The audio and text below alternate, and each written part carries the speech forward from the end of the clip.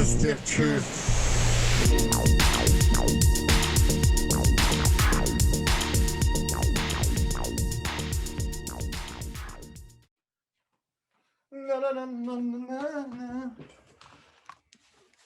Hey, old guy.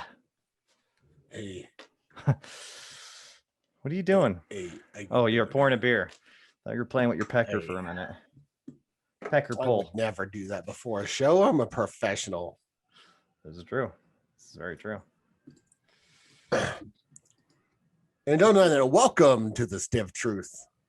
I am Bob West. I'm here with the illustrious Scott Casanova, fresh off of his pre-Father's Day celebration. Woo. How you doing, Scott? Doing pretty good. You caught me with my pants down a little bit there with that intro. I didn't know things were happening until it was already right in mid intro. It was interesting. I'm having a great day because yesterday was super relaxing. If we haven't talked about it, we did Father's Day a little bit early, very simply because me and Elizabeth are going to be traveling up to see my dad next week over Father's Day weekend, like the real deal. So we just had a little a pregame, and it was quite nice. Actually, I couldn't have really had better timing with a lot of things. It was like everything kind of fell into place yesterday. I'll give you a few examples. It was very strange because normally I get really agitated over really small things. If like somebody's at the gas pump when I'm trying to get gas, it pisses me off sometimes. Not overly pissed off, but just like, God damn it, what does this person think they're doing getting gasoline when I want gasoline? Fucking asshole. Like that kind of like outrageous, like nonsensical kind of frustration, right? But anyways, yesterday was record store day. Now everything's of course changed because of the pandemic. Normally it's in mid April, but they scooted it back a couple of months, and they're doing 2 different exclusive drop days where they've got new releases and everything. Long short, I forgot about it. I normally go every single year. But Friday night, I'm looking at my calendar, and I think it was like back in like January or something like that. I was researching it, and I wrote Record Store Day on the calendar. I was like, oh shit, Record Store Day is tomorrow. I don't know if I'm going to be able to make it though. I hadn't planned anything. I hadn't been able to study the releases that were coming out. I didn't have my list ready or anything like that. It's like the fantasy draft. It just kind of snuck up on you and you felt ill prepared. Dude, yeah, I was nervous about it. I was anxious. So I put together my list Friday night, and then still I normally get up at like 5:30, go down to the record store around 6. They don't open up till 8, but there's usually a long line, you know what I mean? Like formed around the building. Anyways, I woke up, and then Jamie was like, hey, are you going to go to record store day? I was like, I don't know, man. I was like, I feel like I'm ill prepared here. I don't have my shit together. I'm going to be sloppy. Maybe I'll just skip it. But anyways, Jamie made me a fantastic breakfast. I think I told you, slow cooked corned beef all night long on Friday night. So I had a legit real corned beef hash eggs, kind of mixture. Gorgeous. But then I decided, I was like, you know what?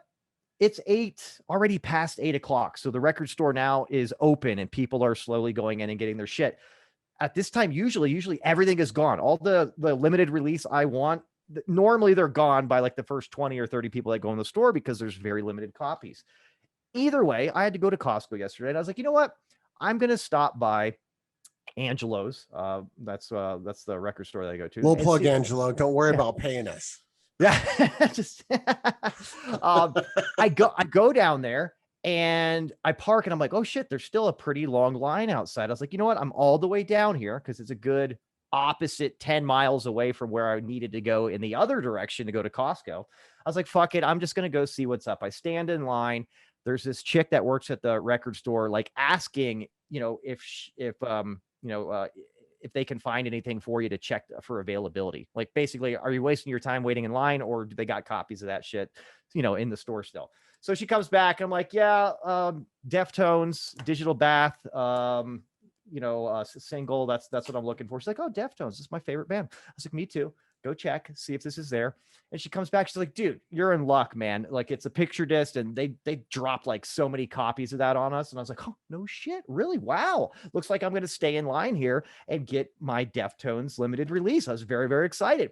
I had a list of about 8 other ones too. Not obviously Deftones, but just other stuff that was being released. I was like, let's see what they got. I get in there.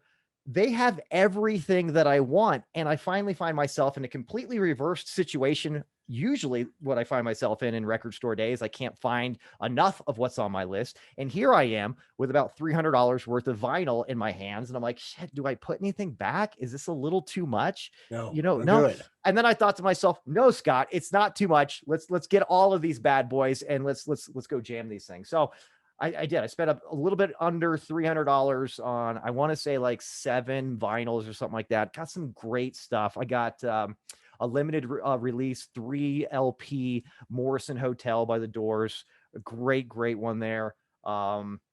And then I got 2 Black Sabbath albums that are picture disc limited release, 40th anniversary for Heaven and Hell and Mob Rules, which, honestly, we talked about it. That's Ronnie James Dio singing with Sabbath, not Ozzy, but the picture discs are fucking amazing looking. I'm never even going to open them. Well, like, why would you do that? What else did I get? I got Lady Gaga's new album for Elizabeth because she's really into that. I got Ella Fitzgerald. For Elizabeth. It's actually a pretty fucking sweet vinyl too. Like it's like a trifold open up. It's got like 2 booklets in it with all kinds of crazy I'm artwork. sure it is. She's all about presentation. Oh, dude, yeah, it's great. Got Ella Fitzgerald live in Berlin for Jamie. And I can't remember. Oh, and I got the Fix, Reach the Beach, classic 80s new wave shit. But it's just phenomenal. It was great. It was the first time I was late to record store day and I got every fucking thing I wanted. Then do you get all excited when it's record store day? Because I picture you like waking up and then you like kind of sing your own version of Record Day Store comes but once a year. Mhm. Now it's here. Now it's here. Is that that you basically like in your onesie and shit with the footies? Yeah, 100%, actually. It really is, dude. It's I would equate record store day to my adult version of Christmas as a kid. You know what I mean? What Like, about 100%. comic day? Do you care about that? No. Not as much anymore, man. I mean, and here's the thing, the big thing, and I'm going to go off on a little tangent here, but I'm going to come right back. Okay. So don't even worry. But I'll allow it. Huge comic book fan, but when I was about 22 years old, I would say about 90% of my comic books were stolen. So ever since then, I've tried to get back into collecting, but it's just too much. It's too much, bro. It's too much gone for me to really get back to where I used to be with excitement for comic books. Because every time I do get them, and I do have a little collection of comic books, I start getting really sad about the ones that were stolen from me. And a lot of these things irreplaceable. So long story short, I had to put the comics kind of to bed, so to speak, for my own mental well-being, if that makes sense. See, I'm not a big comic book guy myself. No, don't get me wrong. I love comic books. I just never have collected them. I like to take my son though, because it's like I try to encourage him to read at any opportunity that I can because text to talk is killing literacy. Yeah. Yes, this is true. This is very, very true, bro. Yeah, no, and then here's the other thing. After that, okay, I come home, I got everything, I got all the records I want. I still didn't go to Costco yet because I got so excited about my my find. Yeah, you know what I mean? You had to take your haul home. Yeah, take my haul home. Put it somewhere safe. Yes, and I had to show everybody what I got for them because I got a couple for Jamie, one for Elizabeth. So look how awesome Dad is. Dad is the man today. He literally is the hero of the day. And then when I went to Costco, everything was great at Costco, normal experience. But I got some gas afterwards, and I usually get gas at the Costco or at the grocery store. And as you probably know, you're a regular here at Costco. Gas, the gas is never really like not super busy at Costco. It's usually a complete shit show. Yeah, there's always a line of like 12 pumps, 5 cars deep at each pump. It's right. So, anyways, I'm pulling up to get gas after I did my shopping, and literally there's like nobody there in the sense like they're all lined up, they're all taken. But as soon as I start pulling up, the guy where I'm going to go, because my pump's on the left side, he starts pulling out as I'm pulling up, and I literally just kind of just slid right in, bro. And it was amazing. I had 0 wait time. I was like, this is really fucking sweet. Then I go to Nordstrom Rack. I'm like, you know what? I need to get some new shorts. Something you may not know about me is I tend to be a creature of habit. Like literally, there's like maybe like I wear a lot of the same thing, even though I have multiple what's the damn word I'm looking for? When you own, okay, like say like Pee Wee Herman or something like that, has like 20 suits of the same thing. Mhm. Okay. I kind of do the same thing with So you have like shirts. 3 white pony shirts. Yeah, that kind of deal, right? So, but anyways, there's these Volcom I'm just black. picturing you like a sick organized closet, like the dude in American Psycho, but it's all like band tees and it's all the same. It's all, they're all graphic tees. It's like somebody that never grew up. But yeah, exactly. So I go there. I haven't bought shorts in a long time. The shorts that I'm wearing right now are like my favorite shorts. I wear the shit out of them. And they're black. That's cute. That you tell everyone that you're wearing shorts. But anyway. Yeah. Favorite shorts. But anyways, I go there. I'm buying stuff. It's been a couple years since I bought any shorts. I just, I've had, whatever. But they literally have the same exact shorts that I'm wearing in my size. There's one left. They're on sale. And I'm like, this is sweet. So I literally just got the same pair of shorts and now there's no holes in them because they're brand new. So I'm very excited about that. And you were going to take this serendipitous, day with you to the gas station and get a lotto ticket. But then you stopped and realized that if I just keep my dollar, I've already won. Yes. So then you won the lottery. No, I mean, it does kind of simmer down a little bit here, but no, I was just really excited. I was like, hey, those are my favorite shorts. I would figure now it's like 3 seasons later. You know how fashion changes so much. Like you get a pair of shorts or a pair of pants, a shirt that you really like, and then you go back to try to get the same thing. Oh, that was summer of 2018, bro. You're never going to get those again. It's got this new version that's not quite the same. It doesn't fit you quite right, whatever it is, but no. Same fucking shorts. I was like, yeah, let's get those. Let's cruise home. And then, like I told you before the show, I cracked open a Stella at 12:20 in the afternoon. And from then it was smooth liquid sailing for the rest of the day. Did you bust out the Traeger at all? Oh, yeah. I made some jalapeno poppers and some brats and some hot dogs at lunchtime. And then for dinner, to kind of just wrap it up nicely, Jamie made me my favorite dinner, which was linguine and clams. So like a white wine kind of butter clam sauce. Oh, god damn, it was good. It was what a great day.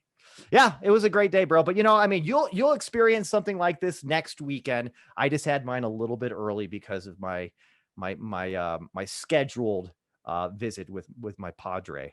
You know what I'm saying? No, 100%. That's always like days where things go together. I recently had one last week where like nothing went well, right?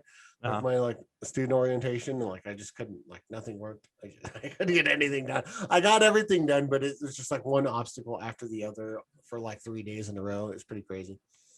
I did have an interesting couple of days. So we have this 50-foot, dead tree in our backyard, right? It's what really sold you on the house, right? Oh yeah. Gave it great curb appeal for Halloween time when it was coming. You hang bats in that thing, hang out like a straw body because from a distance it looks good. So we had this monstrosity in our backyard, and I'm sure the neighbors all appreciate it. But then on Thursday, this dude comes by and it's just like, hey, I see you have this huge dead tree in your backyard. I'd like to cut down and get out of here for you. Okay, let's talk. So we talked some business and we came up on a price. He came the next day with his son in a trailer and some equipment, and they cut that bastard down and they took it out of here. I no longer have the 50-foot dead tree in my yard. I don't even remember if I told you that or not, but it happened. Driving up to my house has a completely different vibe now. That's interesting. I think we did talk about this on, can I just say, our unscripted call that we had on Wednesday. In fact, Jamie was a little thrown off by it. She's like, who are you talking to? I was like, Bob. She's like, it's not Thursday or Tuesday. I'm like, I know, it's weird. We're actually discussing and chatting about stuff unscripted. I mean, this was not even a scheduled call. Whoa. Hey, well, she knows how to. She knows that we how much we hate each other and that we have to drink to stand each other's presence. You know what I mean? Hey, cheers, by the way. You had mentioned this too, and can I say this if I remember correctly? This man, I believe he thought he was kind of sent from God, right? This was like some kind of divine intervention. He was in here in the neighborhood doing another job because he does, Right. he owns a company, does all kinds of, home repair work.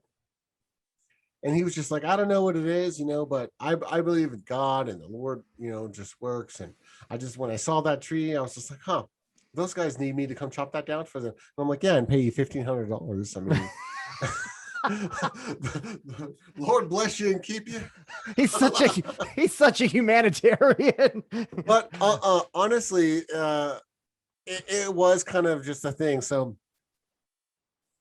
probably fodder for another show is just which, by the way, we should write this down at some point. But got it. I'm on it.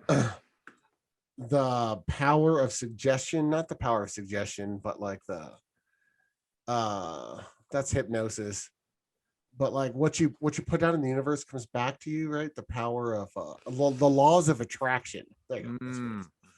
So something like that's been going on with my life for like several years now. When there's just like seems like there's just this positive snowball of things, Bobby sunshine and rainbows, right? Things just like keep coming my way, and it's like everything that I've always wanted, and all of that. And a very interesting thing that's been happening in my life for the last few years. But this is no different because we were just talking about it, I think on like Tuesday or Wednesday, about we need to get rid of this tree. It's getting really old. It's dead. We know it coming in, and like a storm's gonna come, and that car's gonna or that tree's gonna ruin the car, or the tree's gonna ruin something, the workshop in the backyard, fall in the house, like something, right? Or God forbid someone is over and a branch falls down, hurts somebody, or worse, it's a huge tree.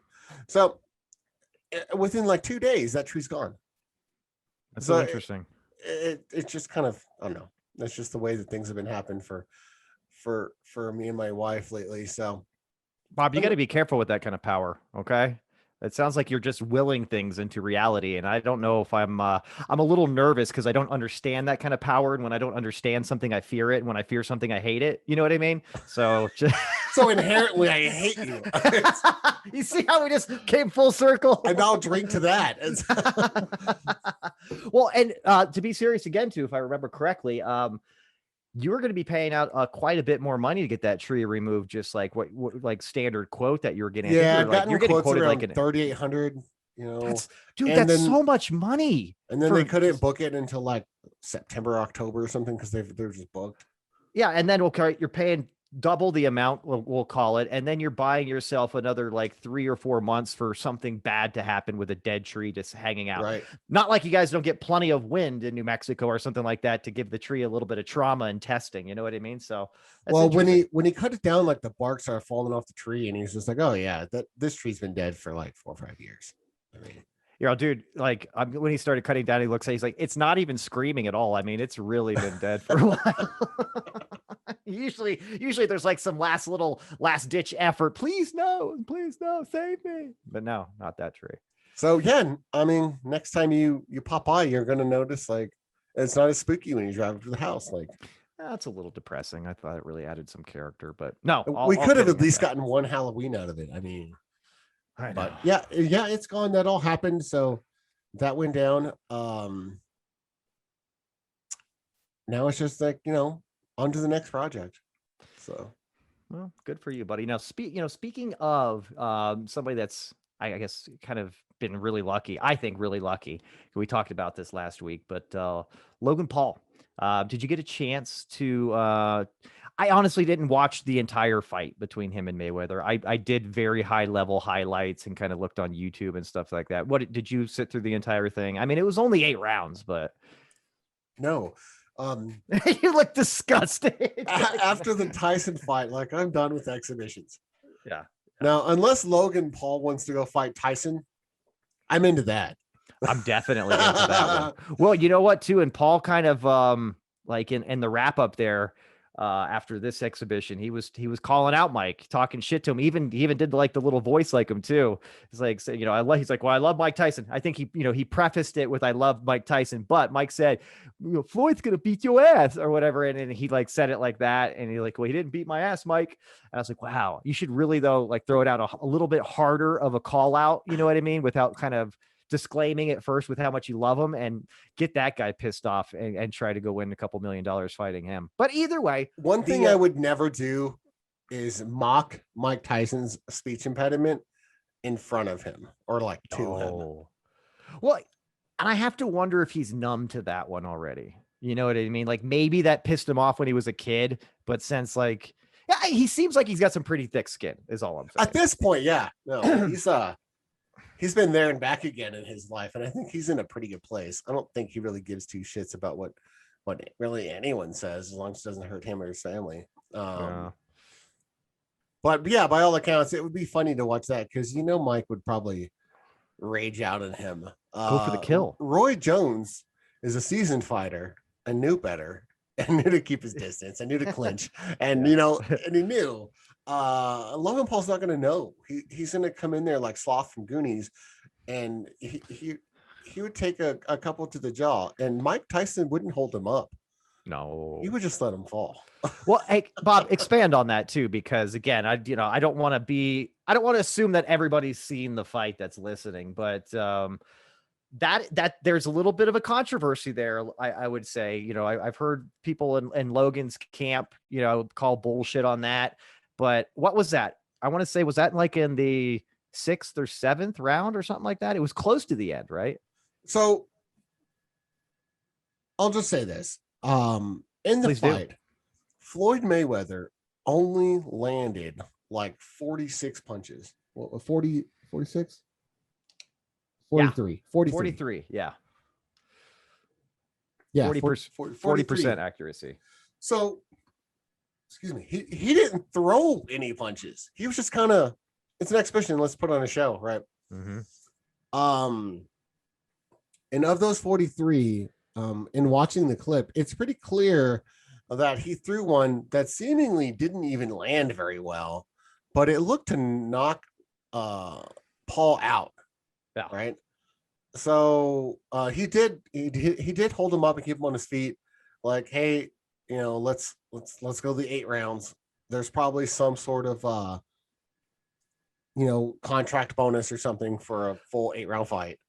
That's what I heard. I heard that was the motivation to do it. It's like, hey man, you can't fall. I didn't even hit you that hard, dude. Like, we got to go the distance here so both you and I can get our paydays, like our full paydays. That's what I heard. Now to the credit of Paul, if you've ever seen a professional boxer just kind of go to town on something with like their punching ability and the sound and the pressure that impacts, because we can all throw punches, right? But like most of us look like fucking Ralphie in the Christmas Story. Or like, Paul in like the 4th round or whatever. When he just went all like angry ape on him. But he did kind of look like Donkey Kong or something like that. At that point. Boxers have this ability to plant, rotate their whole body, and put all this pressure and all of their muscles into a single impact point of their fist. And you can hear it when they're like really demonstrating the power of their punches on a bag or on somebody wearing a pad and they're taking gut punches from a pro. It's brutal. Like, they'll literally break your ribs if they hit you clean one time. That's all it takes, just one time, because they're trained. That's what they've done their whole life. I mean, most of us are pretty good at things we've done our whole life. I'm a champion masturbator. I was just going to say that too. Cut from the same cloth, Bob. I'll tell you that. That's right. A pro's pro. So sometimes I do it blindfolded. I mean, I'm ambidextrous. I'll go southpaw. I like to turn it around with my pinky out. It's a high class. The backhand. So to take all those punches, and it looks like not that bad because he's so much bigger than Mayweather. But I would probably give Mayweather the credit that since half of his 50 wins did knock people out in like half of those wins. Right. So just to stand in there and take 43 punches from him, I don't think I could.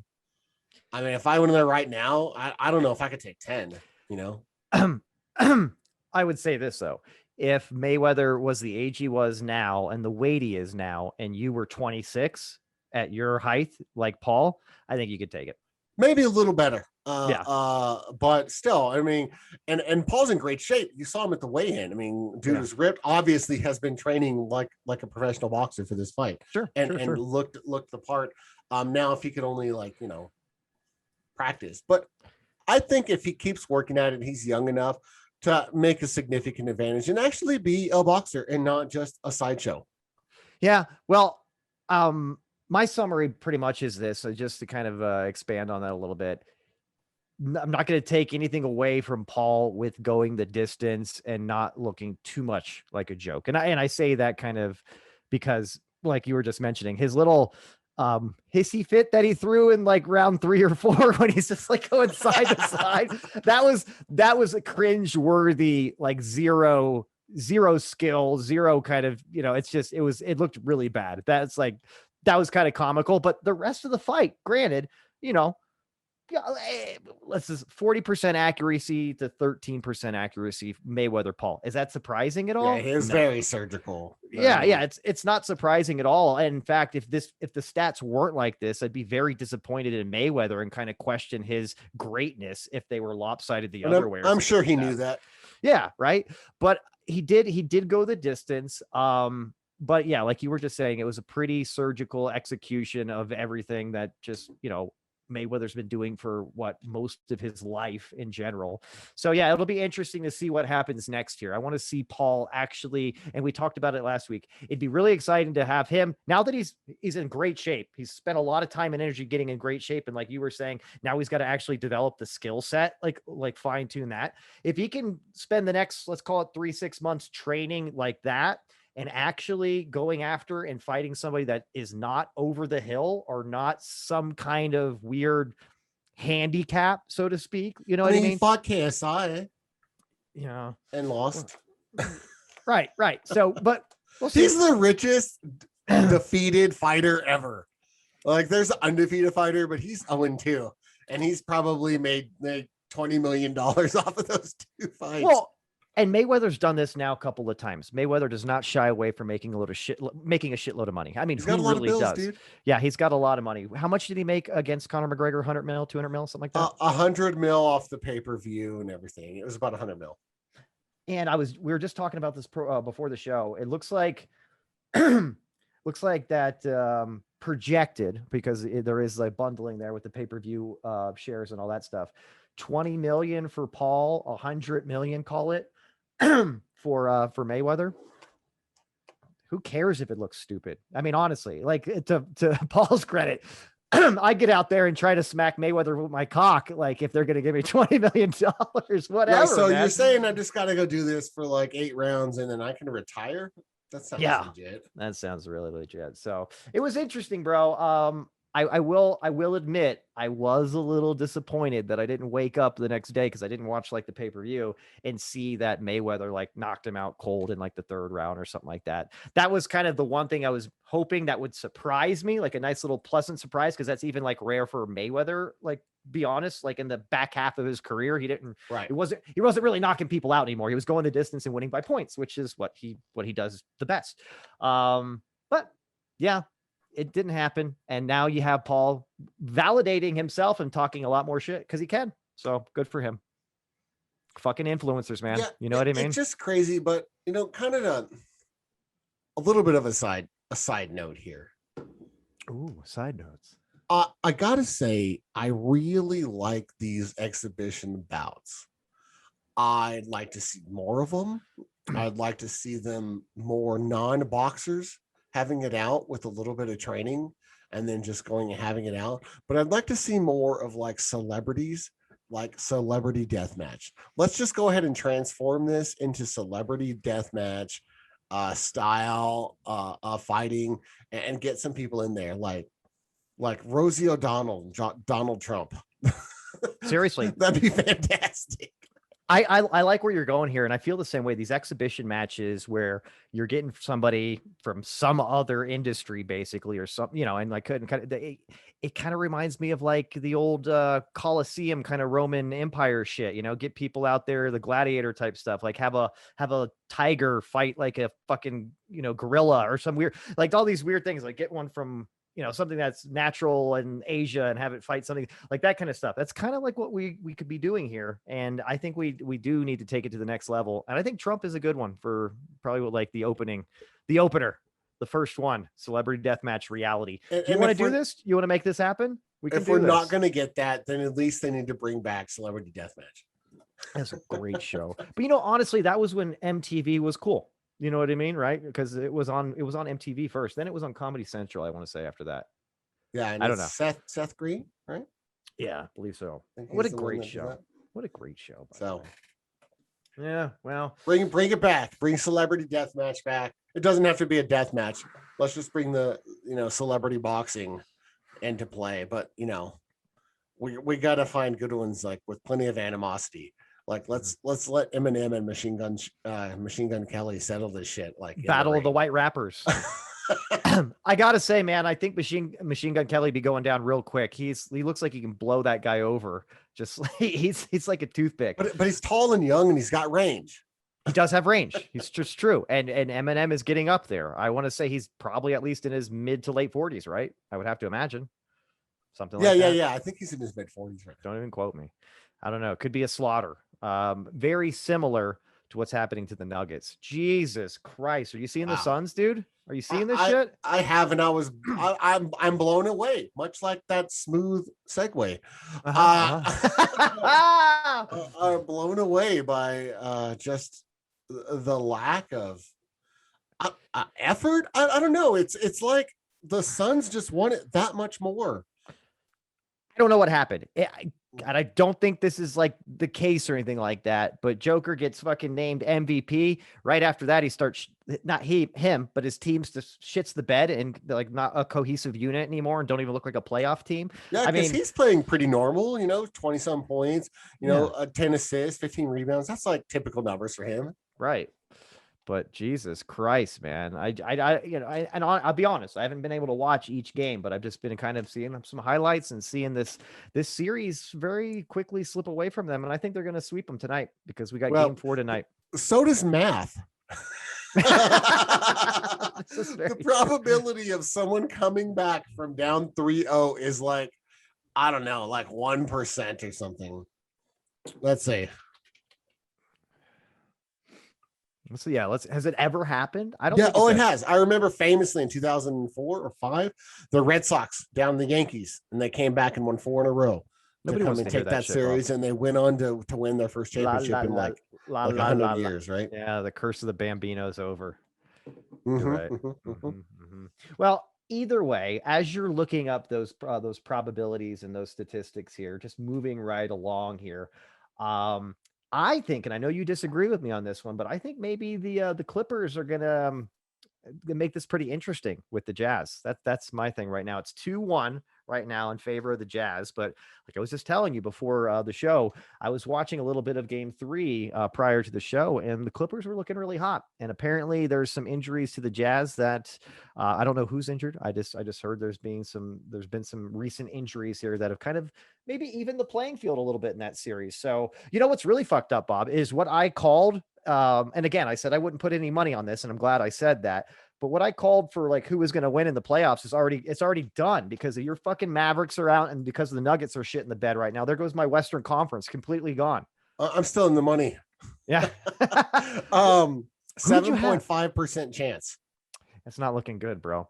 Last time I checked, that's like that's like across all sports. That's over a 90% odd in the other way. So yeah, that's a 92% chance of them getting swept. Yeah. So that's actually not true. That's just a 92% chance of them not losing the series. No, I had I think it was the Nets and the Jazz, but the Nuggets losing to the Jazz, right? Or maybe did I have the Nuggets beating the Jazz? I can't remember. I just can't remember. No, I had the Nuggets beating the Suns. But Yeah. then the Nuggets losing to the Jazz. Long short, you said that the Nets were going to take it all this year. Right. That's what you had called. Nets and Jazz is, I'm pretty sure, is what I had in the finals. Yeah, I'm going to have to recalibrate things here. I'm going to say from now, I'm going to call the finals being, I feel you on the Nets. I'm going to say Nets, Suns. Just gonna. Yeah, that Suns Jazz series would probably be pretty good too. Yeah, But we'll see. Yeah. We'll see. Chris Paul's playing out of his mind. He turned down $44 million of the Suns. Wow. I just want to say that again. He was offered a 1-year extension on his current deal at age 36 For 44 billion. for 44 fucking $million. And he said, thanks, I'll pass. He wants to hit the market and get a multi-year deal. I don't know if you know how many basketball players are worth $40 million when they're 40. The list is really short. Yeah. None. Yeah. So I don't know if he's wanting a 2 to 3 year deal, but I can tell you this. He's definitely playing ball like he's in a contract year, because he is in a contract year, but he's delivering. I mean, dude's getting 15 plus assists a night. Yeah. Knocking out 5 to 10 rebounds, at 6'1" in pumps. He's tearing it up. I mean, I didn't expect that out of Paul, especially the last couple of years. He's been good, but not like what he's doing right now. But also, the Suns are good. Even without Paul, they're good. But with Paul, they're a championship caliber team. And I think Paul knows that. And I think for sure Paul's agent knows that. Yeah, and he's got the motivation right now too, which is just fuel on the fire with them. I think it. Yeah, Suns, Nets. I selfishly do want the Nets to win, though. I really do want. I enjoy watching the Nets. They are just a lineup of superstars, and it's quite fun to watch them. See, I want the Suns to win. I'd love to see Chris Paul get a ring. He's never gotten one. So I'd love to see him get one. I'd love to see that core group of talent, win one. The Suns have never won a championship. The closest they got was Barkley. I was about to say it had to be when Barkley was swept against. I want to say it was the Rockets. Ooh, that makes sense. That Jordan was Olajuwon in the 95, 96, 97 area. Interesting. No, it was 94, 95. 94, 95, because that's when they beat the Magic. The Magic, and I want to say the Suns was the other team. Yeah. I'd have to look that up, but anyway. All right, well, we'll see what happens. We'll keep cruising along. By the time we report back on the NBA again, I would imagine we would already be well into the conference finals, right? A couple weeks out. Yeah, for sure. We should be there. Well, we'll see what happens, Bobby. But I'll tell you what, man, I'm getting thirsty, buddy, and I'm out of beer. So you want to go make a cocktail? I do. That sounds delightful. Let's go do that. All right. Cheers, Scotty. Oh, cheers all the way. Cheers to your tits. Cheers for fears. Oh, that's a great band. Cheers for beers. Go ahead and recline that thing all the way back. Pour yourself a nice little bottle of bubbly. Hey. Bob motherfucking West. Yeah. Man, so let's see the goods. What do you got for me? Ooh, look at that. That's my J2 little shot glass. I've got it in a short glass with ice. I've got a double in here. Oh, that's pretty gangster. So let's throw down on this. Cheers. Oh, my goodness. It's interesting, huh? Letting it hit the palate. It's actually quite good compared to just straight vodka, obviously, which is nice. Well, yeah, way better. It tastes like mouthwash. Like a mild mouth. Hey, it's kind of like mouthwash that's been in your mouth already. So kind of like used mouthwash because it's doled down the spiciness and the bite that it has as it's fresh out of the bottle. You ever notice like the very last splash of mouthwash before you kill the bad boy usually doesn't have a lot of burn to it because it's like mostly your backwash and some other things, you know? So it's kind of like that. So it's kind of like used mouthwash, could we say?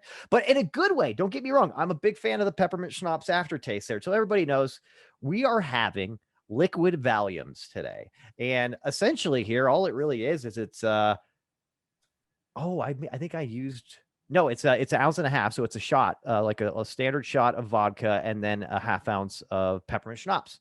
Stir that bad boy, and that's supposed to be the whole deal. Yeah, I just eyeballed mine. I was just like, some schnapps in there and then pour the shot of vodka. And... Yeah, but it's not bad. Like I said, if I was drinking, because what it looks like in my glass right now is like straight vodka, or I am just having a glass of ice water. Nobody would even know differently. So it's not a very attractive looking drink. And I honestly don't think that's the point of it. I mean, it's booze on top of booze, right? So it sounds like just something to get you fucked up. Now, I think there is like some green peppermint schnapps out there. Like what's it called? There's like a Yukon Jack, something like that, permafrost or something. Do you remember that one? It's like bluish. So get some avalanche. Yeah, bro. 100%. Where's the party, high school kids? I've got an avalanche. Fucking A, bro. Aftershock too. You remember that one? Yeah. Oh, Avalanche's evil cousin. Oh my god. That's this kind of tastes like Aftershock.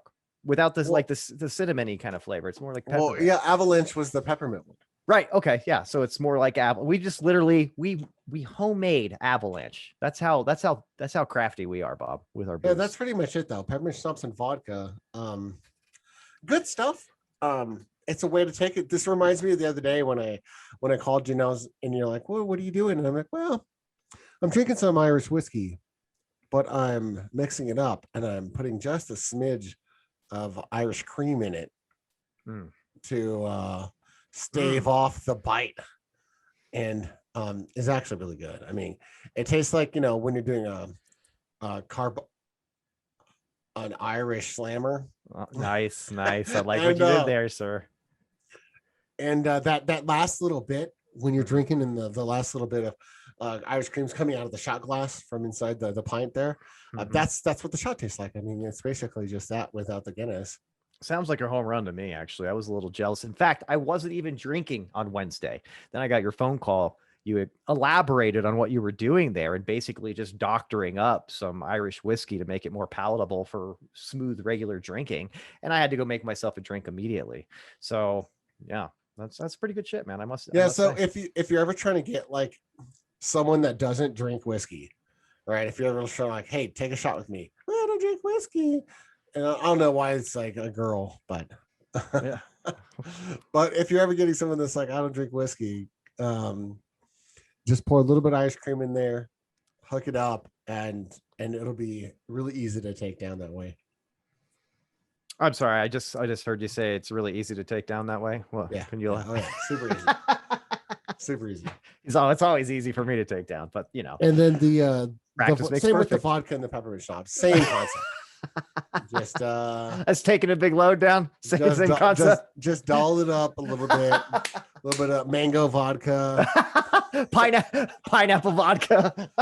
With some 99 bananas. You gotta mix it in. Oh my gosh. It's pretty interesting how we've evolved, Bob, from how we give some feedback on the cocktails that we try. That it went from talking about like the Italian stallions and some of the long drinks that we made and everything. We're kind of elaborating on different fruit flavors or like elements like that. And now a good drink, because we're like, yeah, it's pretty good. It's like it kind of tastes like used mouthwash. Yeah, it's pretty good.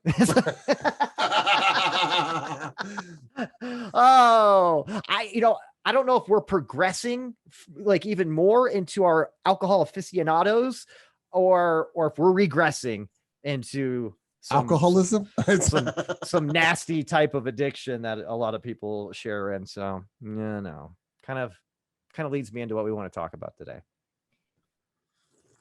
Nasty addictions.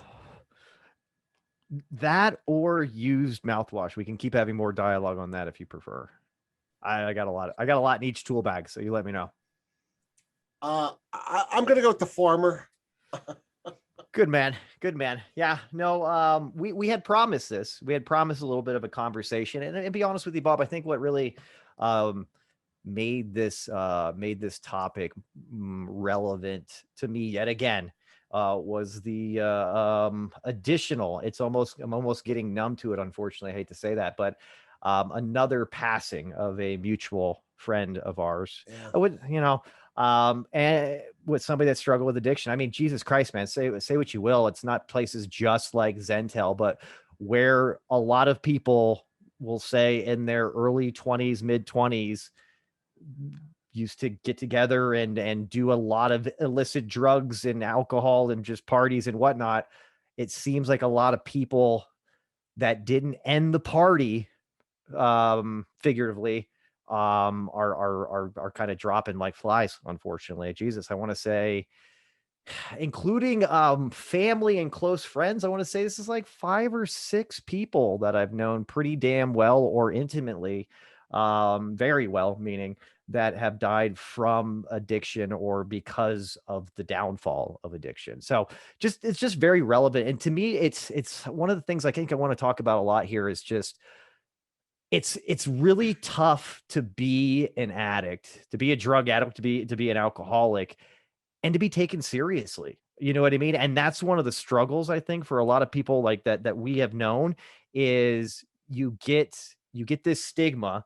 Yeah, and you get this kind of stereotype, and a lot of it's very fucking accurate. Don't get me wrong. You know what I mean? Usually when you get anxious around addicts and you like want them to leave and you want to separate yourself, there's usually some really common themes that are going on that just don't settle well with somebody that is not in that game anymore.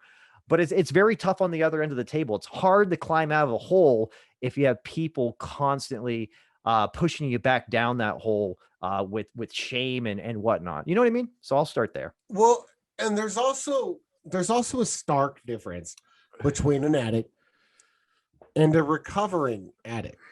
And I think that the stigma that you mentioned carries over for people that won't recognize their own addictions.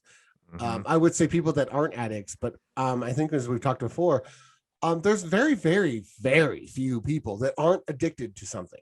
So to say someone's not an addict is usually wrong. It's just to say that they're not addicted to necessarily alcohol or drugs, which is the most commonly themed, addictions. But as someone's going through their addiction and they haven't hit that bottom, because then it's all about psyche and what makes up someone's character, right?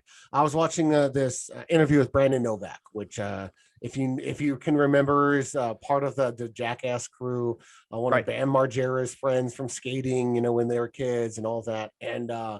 And he has a well-documented life of addiction. Recently got clean a few years ago, and now is an author and speaks and motivates on addiction.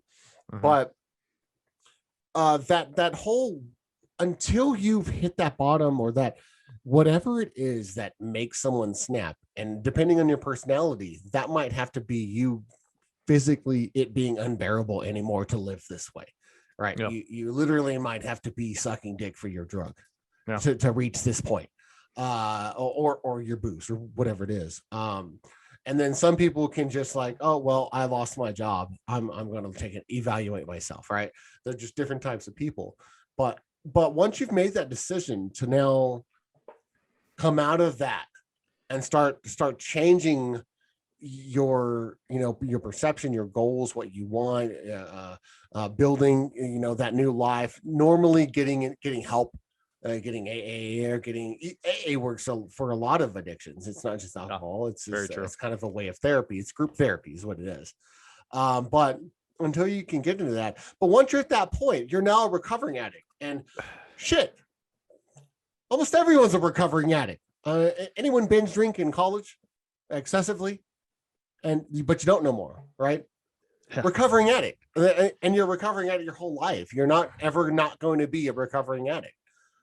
I would go So as far to say that you're either one or the other, because addiction, I think, is universal through all people, and Right. it's just what the addiction is what varies, and some are just more stigmatized than others and whatnot. But you're either a recovering addict, realizing, maybe having some perspective and stepping back, or you're balls deep in another addiction. That's just 2 cents there with just how universal I think the concept is, anyways, with human beings. yeah, and we had a brief conversation about this off air, and I had brought up some Darwinism about all of this, right? Oh, that was right after you were done blowing me, right? Yeah, I was just like, Scott, I just want to talk to you about Darwinism, okay? Oh, So, so just in general, the concept of evolution, everything is that species develop traits, and those traits that serve reproduction and life better get passed on. Those that don't, those literally die off. That's how evolution happens. That's how basically natural selection and genetic engineering naturally happens. I think that since at this point of humans, we are able to be addicts, because what is it to be an addict, right? Well, first, oh, it's one exhibiting a compulsive, chronic, psychological, or physiological need for a habit forming substance, behavior, or activity. From Webster. Webster, is that from Webster? that is Merriam-Webster. That is exactly it. There we So go. the fact that we are able to even be addicted to anything, right, is speaks volumes about what purpose it serves in our evolution anyway. So you have the serotonin dump that feels good, so then you want to do it, right? But our bodies are evolved to do that. A lot of times it's as simple as, I'm hungry, I'm going to eat. And right, you get a serotonin dump when you're full, it feels good. But that goes along with other things. And so I think that there is a genetic reason of why we're addicts. It's just a matter of your disposition and what you're addicted to. There's some that may sit back. They probably wouldn't be listening to the stiff truth, but there are some that would sit back and it's like, I've never been addicted to anything in your life. Yeah, Well, those I got to addicts are go because fucking it's piece of Tuesday, shit. so I got Bible study, and then on Wednesday we got catechism. On Thursday we got, you're Oh, addicted to church. yeah, You're yeah, addicted to feeling better than yeah, people. yeah. Like you're addicted to that feeling of I'm better than you. Maybe addicted to constant validation by their peers in the church too, Right. right? I'm a better Christian than you, or whatever it is, right? Yeah, or addicted to I'm addicted to knowing that I've got a place to go in the afterlife. Yeah. I'm addicted to knowing simply something that you don't. Right. Yeah. So I mean, Christianity can be addictive. I've seen it. I've seen Yeah, it in people's 100%. lives. I've seen it take over people's lives. I've seen it be Go ahead. just as toxic or more than drugs. You know what I mean? With how they let it like overpower their lives, and that can actually negatively affect others and people that love them. Yeah, Things like that. absolutely. I mean, Yeah. the whole stigma of the preacher's daughter. Yeah. Mhm. Right. So anyone can be addicted to anything, and I think so many times that people look as like, that he's an alcoholic, he's addicted to alcohol, and right away they go to leaving Las Vegas. Right. Or, well, this guy's gonna drink himself to death, he's a piece of shit, he's worthless, who cares, write him off and move on. All right, well then there's the Robert Downey Jr., right? Let's write this guy off. Well, then he gets a phone call from Jon Favreau and says, hey, I really do think that you're Tony Stark. Please come read lines. And then his career took off, and he's now been sober like 20 years. Can you imagine if he would have been like in a mid bender when he got that phone call and just didn't take it? What that would have done to his life. Yeah. So what a great phone call that was. I'm just saying. I'm sure he should be sucking Jon Favreau's dick like on a monthly basis for like the rest of their lives, I think. But that's just me. Remember where you came from, Robert Downey Jr. Or remember where Jon Favreau came from. Right. Seriously. So, but the point is that he's a recovering addict. Well, as everyone was looking at him as the piece of shit that woke up into that stranger's house like naked in like their 3-year-old's bed or whatever the fuck that was, right? That's a bad look, real right? bad look. But then Jon Favreau sees him as like, well, I don't see him as an addict. I see him as a recovering addict already, as we all are. I'm gonna give this guy an opportunity because he's different, and that's a very rare quality for someone to be able to, transcend that stigma of an addict. I mean, and it was bad. It was publicly bad, right? I was just going to say that too, to interject for a minute, is it's really hard to come back from that, especially just based off of history for a celebrity, for a, almost a child star. You know what I mean? We'll call it when he got super famous in his late teens or something like that. You know what I mean? Same kind of thing. You don't know what the fuck you're doing. So to have like a celebrity, because we've seen this before so many times, it usually doesn't end very well. It's usually death or jail or both, right? You know what I mean? Depending on when you're time stamping it. But yeah, that's I think what's interesting though too to me is the recovering addict has its own brand of stigma. It's like you gotta, like, people feel like, oh, he's a recovering addict. Boy, I better watch what I say. Like, I could say anything and that will I don't want to trigger him. Yeah, that'll make him snap and relapse. And he's like fucking walking on eggshells all the time because he needs to do it. He's holding back. He's like the Incredible Hulk right now, and he's not letting the Hulk out. You know what I mean? It's like, but like people get really fucking anxious when they realize that you're with somebody that's a recovering addict. You're like, oh shit, and they clam up. They get really reserved. They feel like they can't like make any jokes if they like even barely breach the subject about whatever they're addicted to. So it's rough, because I was about to say to myself, well, that's the way you fight the stigma of addiction, is you realize that people can be recovering addicts. And I'm like, oh, well, they've got their own fucking stigmas that they got to worry about. I'm so sorry for interrupting though. Please. No. This is a bilateral conversation here. I was going to thank you too. This is really exciting me for me to have the first episode where I'm allowed to talk. I've really had a good time. You know what I mean? Yeah, and really, all of us have battled addiction, and like I said, I mean, for me personally, it started in high school. I'm 16 years old. I'm going to the parties, and that's when you first start getting exposed to, excessive, booze and alcohol and drugs and what have you. And here in America, at least, like, we're pretty ill prepared for it because we're really sheltered from that exposure until you hit 18 and 21. So then there's this subculture of teen binge drinking and college drinking that goes on. Oh yeah. And I think some of that is a cultural thing here in America that creates even more of a problem for us. I don't see this as big of a problem in countries that have a lower drinking age and then legal drugs, because then there's less curiosity. Well, and there's there's already like an acceptance of it. You know what I mean? Like, and I know exactly what you're saying too, because I know, like, say places like France, Italy, stuff like that. There's like kids that regularly have a glass of wine or a beer with dinner, but it's not a big deal because they're not held back from it. For forever, and kind of having like this demonized pleasure, which I think is really interesting. I find myself probably doing this too, unfortunately, but our kids watch us drink, watch us do other things, but they can't do it. They're not allowed to. And what do kids always think, right? They want to grow up so fast, right? They're like trying to grow up yesterday to be past you and maturity, and it's like their dream to get there really quickly. So of course, if like this is like the forbidden adult pleasures that they're not allowed to participate in. So I mean, it makes sense to me why we go fucking nuts as soon as we leave our parents' house or we go to college or whatnot.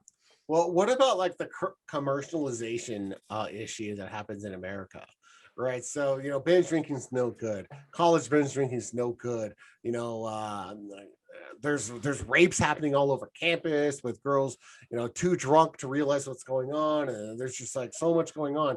But then when you're, 16 years old, you're watching, the whatever movie or shows on TV, commercial comes on, and you're just like, well, these guys seem to be having a good time. They're having a blast. Oh, holy shit. That dude just opened a case of Schlitz-Gay, and now there's all kinds of hot dudes swimming in the pool. Well, I want some Schlitz-Gay. By the way, one of the best skits with Chris Farley, Adam Sandler. I can't remember who else is in that one, but that's a dynamite. But you're right though. There's literally a glorification also. So it's kind of a contradictory kind of narrative that we're giving kids. You know what I mean? Like, hey, Absolutely. this is super bad, bro. Super bad. You don't want to do this. Now watch me drink, and also watch everybody have a blast. In fact, the best time of their life as soon as they crack open something or whatever it is, right? Yeah.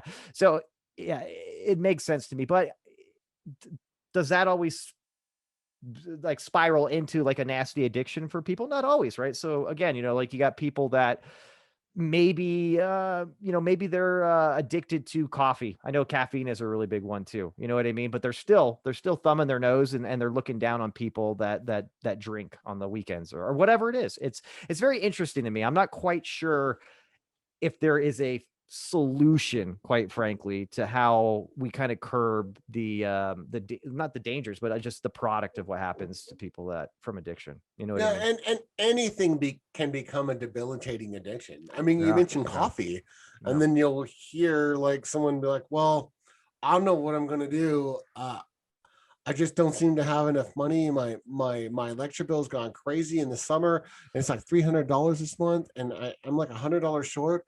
And they're drinking like their coffee, their Starbucks coffee that's like $8, and you see them every single day with that coffee, and it's like, well, you realize that you have like $200 of coffee a month, but that Right. addiction blinds you, right? It's just Yeah. a little bit. I have to have this to maintain, and you start justifying it, no matter what it is. The gambling addiction's that way. The drug addiction's that way. No. It's okay because I need this, or I'm not going to feel good, or the heavier addictions, I need to get well by Yeah. actually Yeah. doing this drug. And then the lighter addictions, well, I just need this to maintain, like socially.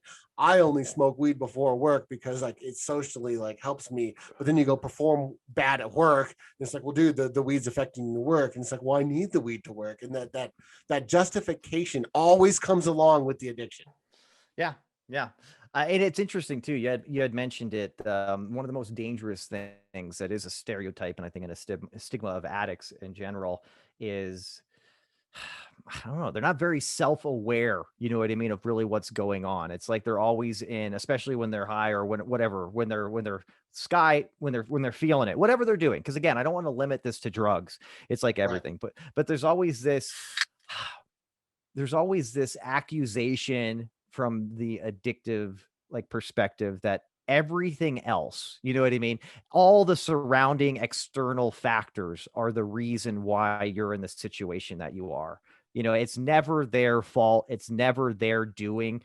And because of which you never have that desire to get better, to do better, because it's not your fucking fault. You Right. know what You're I mean? always in the situation, but you didn't put yourself there. Yeah, and woe is me for staying in this situation. There's always these excuses that kind of go along with why they got to use or why they got to do what they need to do, that they need to obviously stop because it's causing this. But that's something else that's very interesting. It's very perpetuating of staying in the same situation, unfortunately, and that's what's happened recently. Not recently, but of recent years, with people that I know that have unfortunately passed away, or just their lives have gotten 10 times worse because of addiction. And our good friend of the show, ZV, every time another one bites the dust from Zentel, the same picture from years ago pops up with the Zentel crew. And it's sad to go through the comments of that. I know there's literally like a handful of people: Frank McCleskey, Jack Quintana, Nick Martinez. Now, there's definitely more, but you know what I mean. But you can go through there and see this kind of stuff, and you're like, oh shit, And he God, keeps posting, and good on you, ZV, yeah. for doing that. But again, even though it's an important point to drive home, it's definitely sad because every time I go through the comments and I get sucked into it, and it is the thing.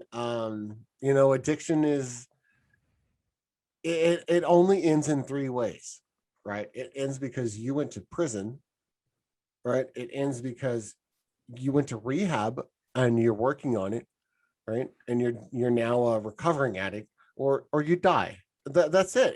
It's a fatal disease, especially with drug and alcohol, but not necessarily just that, because other addictions can drive you to that. Say you're addicted to gambling and you like lose everything, your family, your life. That's no different than being addicted to drugs and losing your family, your life. I mean, everything can be debilitating. Yeah. Yeah, I would have to say to a certain extent, sometimes drugs are the lesser evil in some addictions with how they can affect other people directly, like gambling, right? You spend you spend your entire life savings on a bet, yet you are automatically pulling everybody in that relies on that money into the situation with you. You know what I mean? So, you know, again, it could be dicey, man. But it's rough, dude. It's rough. I'm thinking about it here. I understand I'm a recovering addict, but I'm also an active addict. I'll say that I'm addicted to a lot of healthy things right now that have kind of helped me transition and pivot my unhealthy addictions. But yeah, man, I think I can't remember. I think it was somebody that was a hardcore addict that told me this too.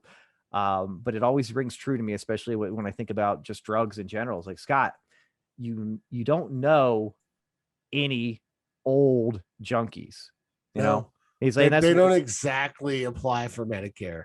yeah, you know what I mean? But you just don't know old junkies typically because they don't make it to old age. You know what I mean? And it's like one of those things where you know what's going to happen.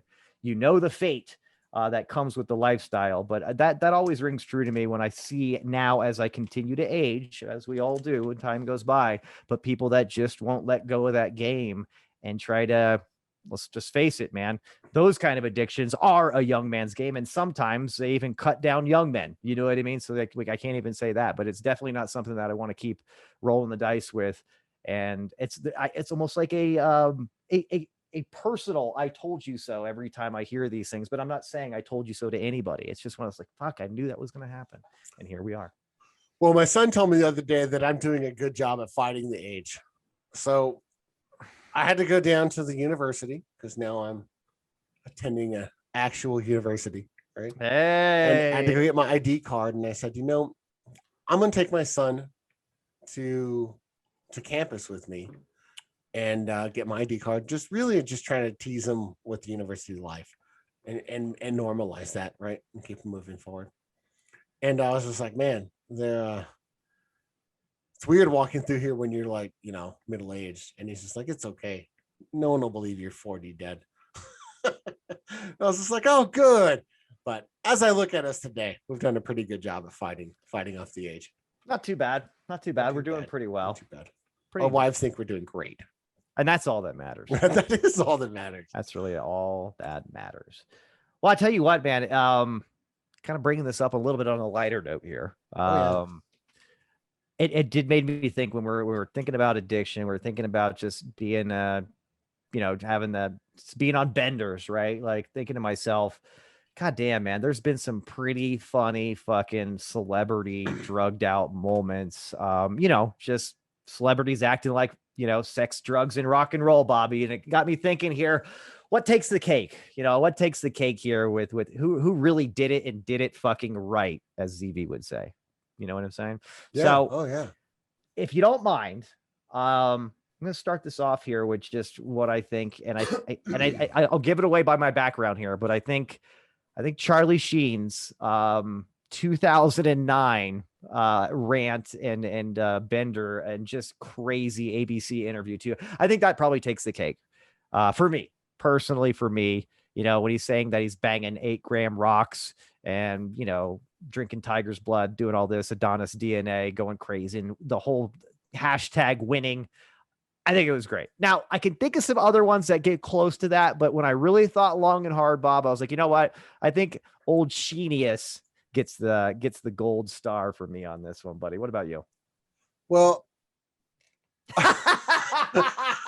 I was wondering what you were doing there because you didn't look 100% dialed in and focused on what I was saying. I gotta say the Nick Nolte drunken, I believe it was in Vegas. No way, sorry, California. It's California. 2002, Nick Nolte drunk. Because I mean, look at that. Jesus Christ. Look at that. Nothing says that I've fucking gone way too hard than that picture right there. he's in his fucking Hawaiian shirt. His hair is like standing out on its own at this point. You know what's interesting is I bet you $100. Well, that's a nonsensical like bet. But anyways, I bet you that Hawaiian shirt, he was putting it on, I want to say probably about 2 weeks before this photo, and just really feeling good. He's got the Aqua di Gioro on, you know what I mean? And then things just they went left, man. You know what I mean? So yeah, that's a tough one. He does look like he's had a great few evenings for sure. Yeah, I mean, just one more look. I mean, There he is. Now That's one of the best mugshots, celebrity mugshots ever. I would say he looks disappointed, but I don't know if that's accurate. I think he's just annoyed that he has to be standing up in that photo. I'm not quite sure. But well, he's annoyed that the glasses, the ice is melting in his glass of like $300 scotch. yeah. He's just like, I need to get out of here. I've got a watered down scotch happening. It's a damn shame. All right, Nick Nolte's good. I would say Gary Busey also deserves to be in the conversation, but the poor guy also like got in a horrible car accident or something like that, which kind of started his like real craziness. So that maybe is a little bit of a cheap shot. But honorable mentions. Oh, go ahead. Yeah, I was gonna say I've got some honorable mentions. Yeah. Honorable mentions. Shit, I just had it. You go ahead. I gotta collect my thoughts here. I just spaced it for a minute. Well, right away, I want to go right on into the Mel Gibson like DUI Jewish rant. The rant about the black guy's rant too, that he was when he's on the phone with his wife or when he was getting pulled over by the cop. No, when he was actually pulled over by the cop and he starts like telling him that he's like working with the Jews. That's when he starts spitting out like the anti-Semitism and everything. Yeah. Sorry, Mel Gibson has a few episodes that he's had, so I just had to make sure. He has. And I would say like, I mean, there's other instances of like celebrity like freakouts, but oddly enough, a lot of them are like drug free. I mean, and alcohol free, you know. But as far as like the alcoholic moments and the crazy episodes like that, I mean, I would have to say an honorable mention is really I think that's my other like favorite one that like kind of caught you. I mean, there's been some embarrassing moments by celebs, but to really get pulled over and start like blaming the Jews for your drinking is really odd. Well, and it's kind of ironic as I think he was probably at that time writing or making Passions of the Christ. You know what I mean? So there's that slice of irony to the whole thing. He's literally like writing a movie about the King of Jews. But okay, so just flipping it over to my side again here. I think if I recall correctly, another really good honorable mention. We got Sheen, definitely top dog.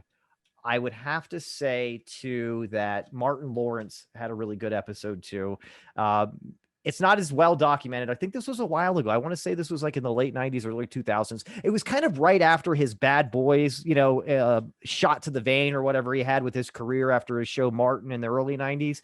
But I believe he was smoking crack. And there was pictures of him like running down the street. I can't remember what city. I want to say Los Angeles, a very big city. Just running down the street like in his underwear or whatever with a gun and like freaking out or what have you. That was pretty good. It wasn't necessarily as public and for everybody to see as say like Charlie Sheen's deal.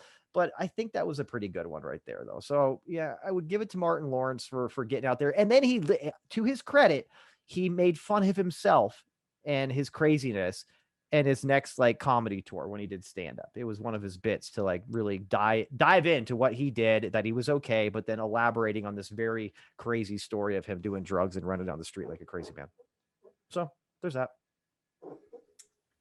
What are you looking at, Bob? Seems like you got something else on your mind, buddy.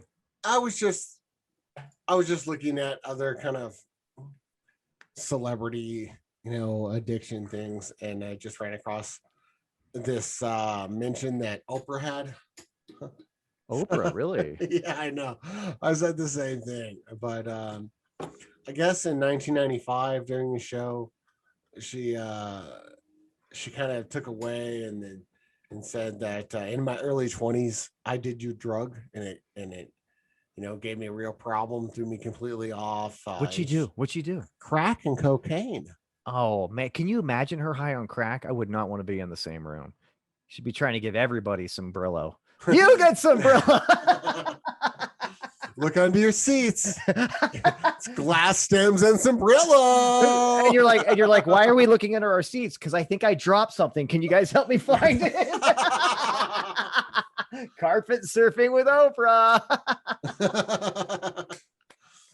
Oh boy, crack references are fun. I mean, nothing beats it because it's just like, Daniel Radcliffe, alcohol, Leonard Nimoy, alcohol, Zac Efron, alcohol and cocaine. And then it gets to Robert Downey Jr.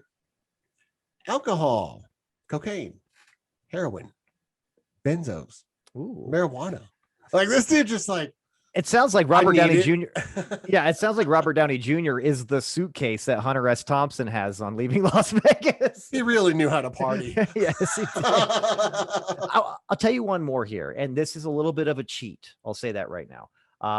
Have you ever seen Celebrity Rehab? That little show with Dr. Drew that hosted it. First of all, that was a shit show spectacle of people at like their lowest point ever, but they know what's happening. They know they're going to be on TV, but it was a very sad thing. I think I want to say like having it like televised like that and like people that that are like celebrities and famous people, it's probably like the wrong direction you need to go to help them clean up and everything. So right. It probably feeds the fire a little bit more, but I will say that one of the funniest things, I remember me and my brother watching it when it was out. But Steven Adler, if the original drum player for Guns N' Roses, was on, I think it was on 2 seasons, but that dude was so fucking pathetically funny because he was his hardcore heroin addict, but he was like, and we've all seen people like this too. The heroin addict that is convinced himself that he can play off looking straight, like he's not fucked up. And it makes them look even more fucked up when they try to act like they're sober when they're fucked up. This guy probably did it the best, man, because he's literally like saying that he doesn't know what's going on. He's not high as he's talking to somebody and falling asleep, nodding off why he's talking and starting to like sit down, like while he's standing up. It's just like this half sit squat position where he's like totally passed out and why he's professing that he's not high and like cursing the other people for accusing him. Classic shit. If you ever get some spare time, anybody too, stiffies, just look up Steven Adler nodding off like Celebrity Rehab or what have you, and you'll probably get like a montage of this guy doing it because it's fucking classic. Well, it is sad. And I really the only reason that we even kind of pick on drug and alcohol abuse as the addiction topics is because it's the highest stigma. And really what we're trying to focus on today is kind of the stigma of it more so and try to really open people's eyes, I guess, to please quit pointing fingers at drug and alcohol addicts or recovering addicts while you're failing to address your own addictions. Just quit being a fucking hypocrite at the end of the day. Everybody's a fucking addict. You know what I mean? Yeah. I mean, almost everyone is an addict. And if you're not addicted, the question that I'd like everyone to ask themselves is, what am I addicted to? Because I'll tell you right now, I'm fucking addicted to Call of Duty. I play that shit like nobody's business. That's my digital crack right there. I've turned my son onto it. He loves Bob loves the COD. He loves the COD. we party together now. It's horrible, Bob. It's horrible that you bring your son into that. It's bonding time, but it's also like, teaching him a new addiction. But hey, he's got great grades. He's a good kid. So I really just wanted to, from my perspective and what I'm trying to get across on this particular show is, have some introspection and really ask yourself, what am I addicted to? What does it affect? Because a lot of us are addicted to something to the point of it affecting other things. Mm-hmm. And there's no shame in that. No. But it's important to recognize it. Yeah. And I'll say too, that to realize too, when people are calling out, shaming people of any addiction, also realize that you have no fucking clue what's going on in their life. That's the other thing I think is very important. There's a lot of people that get out there and judge folks like everybody's dealing with just their problems or something like that, or they're not dealing with any problems. And people hardly ever take the time to realize, you know what? I have no fucking clue what that person is going through. Maybe I should just take a couple of step backs and not fucking shame them and judge them about things I don't understand or I don't do. And again, like you said, and I've got my own similar problems of my own that I need to deal with. So that's the big thing. Because I honestly do think, I think a lot of, it's really hard, nearly impossible to help somebody out of any type of addiction if they don't want to help themselves personally, right? But it's so much harder for somebody to pull themselves out when everybody's pushing them back down, figuratively. And if you don't think it's hard, why don't you go ahead and give it a few days without coffee and let me know how that's working out for you. Or if you're like Bob, give it a few days without gay porn. See what happens. See how tense you are and how much you blow up at people. I don't know. I don't know if anyone can handle that. Look, I'm not trying to cause any physical violence or anything, so maybe I retract my last statement. Well, that's it. What a great show. Food for thought, everyone. We're not on our high horse. We've just been through a little bit of life, and we like to enlighten people on when we can and get people to think about things. But that's it. I mean, just the normal stuff, right? Like and subscribe, tell your friends. I hope you enjoyed today's show. Thank you so much for listening. Boom. I think you did a great job. And, just fade out. Let's end it like that. Right? Sounds good. Okay. See you later, Bob. See ya.